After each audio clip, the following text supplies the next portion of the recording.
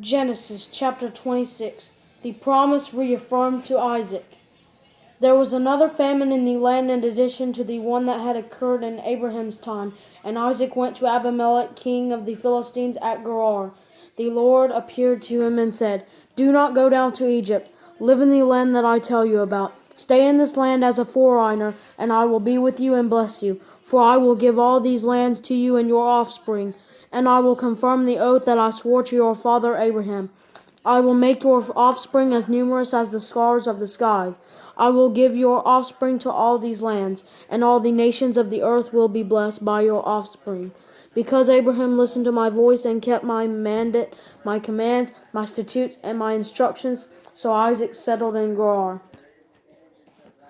Isaac's deception.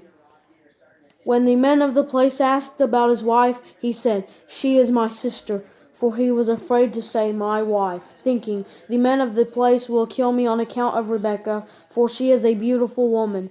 When Isaac had been there for some time, Abimelech, king of the Philistines, looked down from the window and was surprised to see Isaac caressing his wife Rebekah.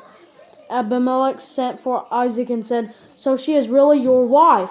How could you say she is my sister?" Isaac answered him, "Because I thought I might die on account of her." Then Abimelech said, "What is this you've done to us? One of the people could easily have slept with your wife, and you would have brought guilt on us." So Abimelech warned all the people with these words, "Whoever harms this man or his wife will certainly die." Conflicts over wells. Isaac sowed seed in that land, and in that year he reaped 100 times what was sown. The Lord blessed him, and the man became rich and kept getting richer until he was very wealthy. He had flocks of sheep, herds of cattle, and many slaves, and the Philistines were envious of him. The Philistines stopped up all the wells that his father's slaves had dug in the days of his father Abraham, filling them with dirt. And Abimelech said to Isaac, "Leave us, for you are much too powerful for us." So Isaac left there, camped in the valley of Gerar, and lived there. Isaac reopened the water wells that had been dug in the days of his father Abraham, and that the Philistines had stopped up after Abraham died. He gave them the same names his father had given him. Then Isaac's slaves dug in the valley and found a well of spring water there. But the herdsmen of Gerar quarreled with Isaac's herdsmen and said, "The water is ours." So he named the well Quarrel because they quarreled with him. Then they dug another well and quarreled over that one also. So he named it Hostility. He moved from there and dug another, and they did not quarrel over it. He named it Open Spaces and said, "For now the Lord has made room for us, and we will be fruitful in the land."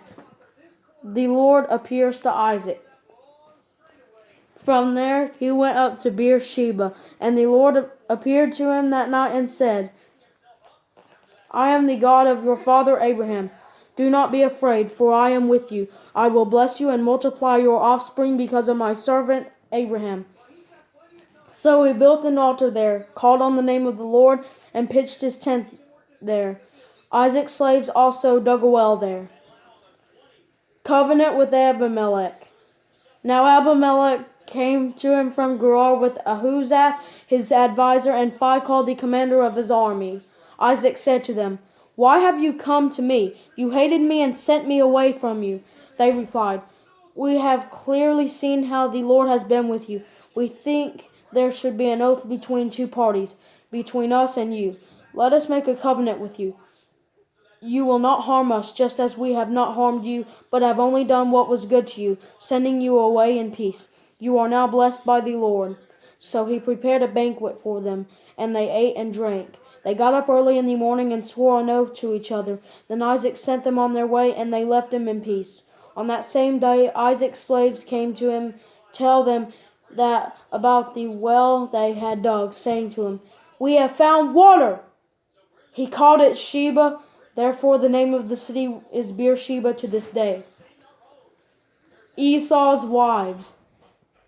When Esau was 40 years old, he took as his wives Judith, daughter of Beeri, the Hittite, and Basemath, daughter of Elon the Hittite. They made life bitter for Isaac and Rebekah.